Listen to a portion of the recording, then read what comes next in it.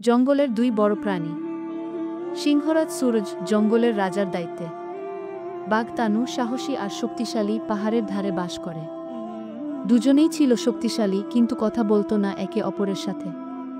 বানরটিকু বলতো, ওরা তো একে অপরকে সহ্য করতে পারে না। পেঁচা বলতো, তারা যদি একসাথে কাজ করত জঙ্গল আরো সুন্দর হতো। একদিন জঙ্গলে আগুন লেগে গেল। সব পশু দৌড়ে পালাতে লাগল।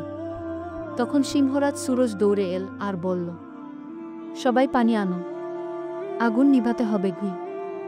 অন্যদিকে বাঘ তানু পাহাড় থেকে গাছের বড় ডাল নিয়ে এল আগুন ঠেকাতে।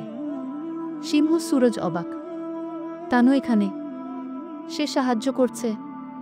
তানু ভাবল, সিংহরাজ তো বেশ সাহসী, আমি তো ভাবতাম ও শুধু রাজা সাজে। তারা একে অপরের চোখের দিকে তাকিয়ে বলল, আমরা ভুল ভেবেছিলাম। শক্তি একসাথে হলে জঙ্গল বাঁচে।